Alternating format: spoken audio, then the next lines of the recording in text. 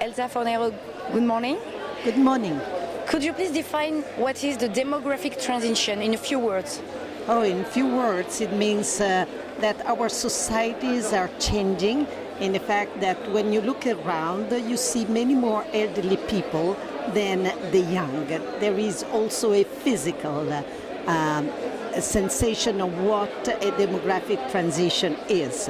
Of course, there are many problems that the demographic transition creates, many indicators that measure these demographic transitions, and so it's a subject of real concern. It's also, we have to say, an opportunity, because we have to interpret aging of population, meaning the fact that people live much longer, as a great opportunity and indeed as a consequence of our progress.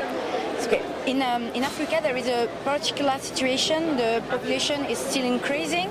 At the same time, everywhere in the world the population growth is stagnating. So is there an African exception? Well, I've just heard a discussion here in this very interesting festival, des économistes, whereby there was an African economist saying that Africa will have hundreds of young, now has hundreds and hundreds, millions of young people educated and ready to innovate somehow, to take their risk and their challenges. I think if we consider this to be an opportunity more than a cost, then we will find solutions. I think it's terrible when societies experiment aging before becoming rich. It's another thing for rich society to have an aging population. For poor society, it's a different thing. But I think through innovation and through new ways of thinking, let's say growth, we can devise right solutions. So does the economic takeoff go always with the demographic transition? No, I wouldn't say. For example, if we consider Australia, Australia is a very young country full of opportunities. I mean, the world is large, the world is diverse. And I think that this problem of the demographic transition has to be seen in the context not only of economic terms, but also in terms of health, which is a very important aspect, of course, that we need organizing, research in medicines, research in education that can give people the right challenges. So I think that there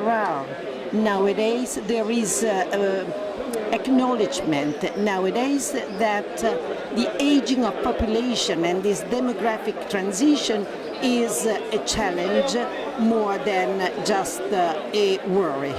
So in Europe the population is getting older. We talk about the aging population. It's a fact.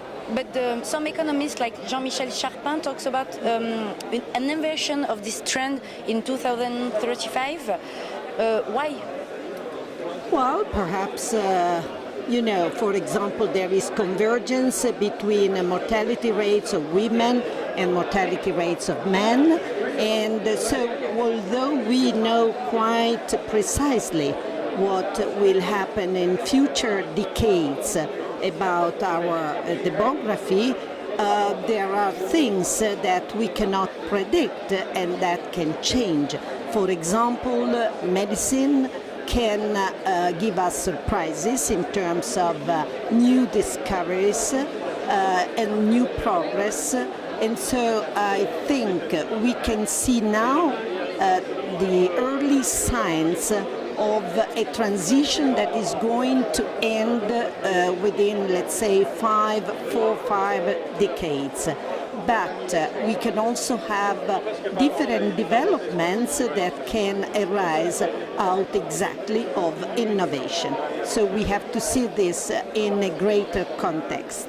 Elsa Fornero, thank you. Thank you. Merci beaucoup. Merci à vous. Merci à vous.